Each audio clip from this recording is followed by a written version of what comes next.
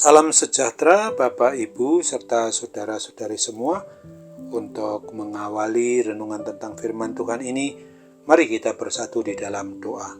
Tuhan Allah Bapa di sorga yang memelihara hati, akal, dan pikiran kami umat manusia, berfirmanlah kepada kami sebab kami bersedia untuk mendengar, dan atas pertolongan Roh Kudus mampukan kami agar boleh melaksanakan firman-Mu itu dalam hidup kami sehari-hari. Hanya dalam nama Tuhan Yesus kami bermohon kepadamu. Amin. Sebagai nas renungan firman Tuhan pada hari ini diambil dari Keluaran 15 ayat 25 yang berbunyi, "Di sanalah diberikan Tuhan ketetapan-ketetapan dan peraturan-peraturan kepada mereka, dan di sanalah Tuhan mencoba mereka." Sebagai tema yang diangkat dari nas renungan kita ini adalah padang gurun belantara sebagai tempat bagi pendidikan umatnya. Pada waktu umat Israel, umat pilihan Tuhan Allah Yahweh itu sudah diselamatkan dari tempat perbudakan oleh Raja Firaun Mesir, tetapi dia mau mendidik umatnya agar Israel, umat pilihan Tuhan itu perlu banyak belajar mengikuti kehendak dan harus menuruti kebenaran firman Tuhan. Mereka sedang berada dalam masa pendidikan padang gurun belantara melalui serangkaian pengalaman rohani dan pengajaran dari Tuhan Allah Yahweh itu. Pada ayat 25 dikatakan bahwa Tuhan mencoba atau menguji mereka selaku umatnya dengan sebuah ujian awal buat umat Israel setelah mereka eksodus atau keluar dari tanah perbudakan Mesir. Mereka memerlukan air, tetapi yang ditemui malah air yang pahit. Respon atau jawaban mereka langsung bersungut-sungut. Tentu saja respon atau jawaban yang salah. Mereka harus belajar dengan pasti. Mengingat untuk beriman percaya, belajar tidak melupakan karya penyelamatan Tuhan.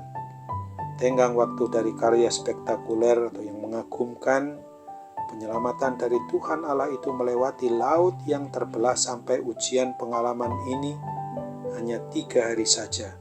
Masih hangat-hangatnya mereka mengalami karya keselamatan dari Tuhan Allah.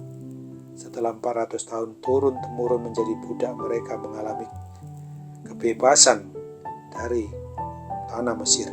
Jika orang Israel mengingat karya keselamatan Tuhan tentang bagaimana kasih-Nya yang begitu besar, mereka akan merespon terhadap masalah dengan tidak bersungut-sungut. Pada waktu umat Israel bersungut-sungut, sesungguhnya umat itu sedang menaruh curiga, tidak beriman, tidak percaya dengan kuat dan teguh sepenuhnya kepada Tuhan Allah. Orang Israel tampaknya tidak mengenal dengan baik siapa Tuhan Allah Yahweh yang sudah menyelamatkan mereka itu.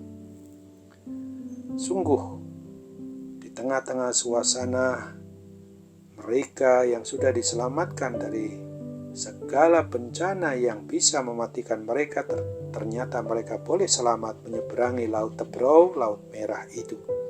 Tuhan juga memelihara janjinya kepada Abraham, Ishak, dan Yakub maupun umatnya Israel itu pada waktu itu. Tuhan Allah kita adalah Maha Berdaulat dalam seluruh aspek dari diri kita umatnya ini. Dia selalu punya rancangan maupun rencana yang terbaik untuk kita. Perjalanan hidup kita di dunia ini di tempat yang bagaikan padang gurun belantara yang selalu menemui ujian demi ujian. Pengenalan kita yang pasti akan Tuhan tidak pernah berhenti seumur hidup kita. Pengenalan akan Tuhan Yesus Kristus yang benar akan membawa kita selalu percaya, selalu beriman bahwa Dia satu-satunya tempat yang tepat bagi kita untuk menaruh harapan dan bersandar kepadanya sepenuhnya dengan iman percaya kita kepadanya.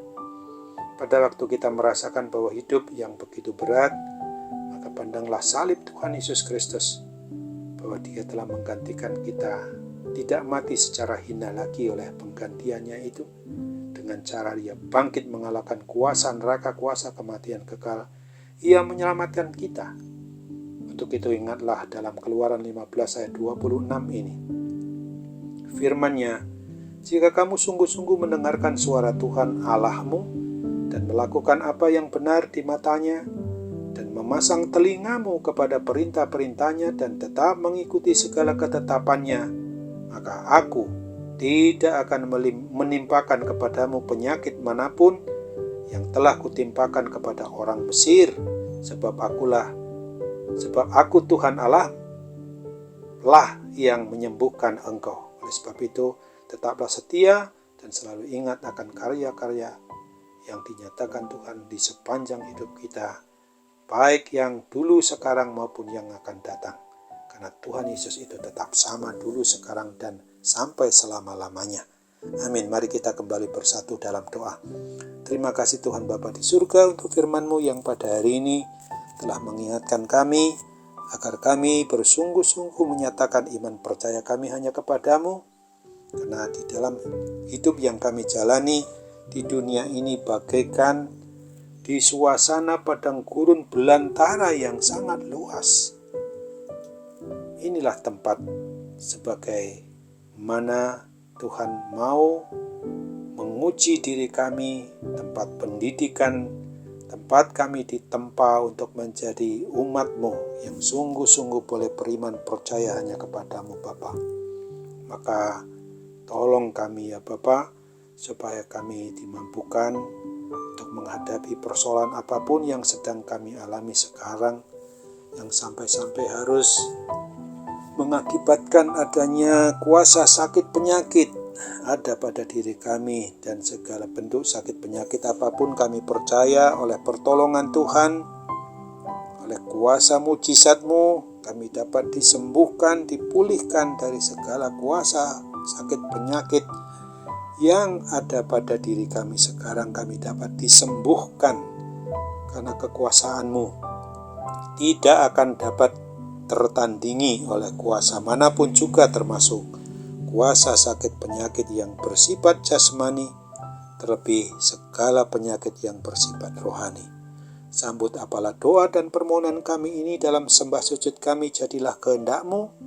Hanya dalam nama Tuhan Yesus kami mohon, hanya kepada diri Tuhan Allah satu-satunya Allah yang hidup dari selama-lamanya sampai selama-lamanya. Amin.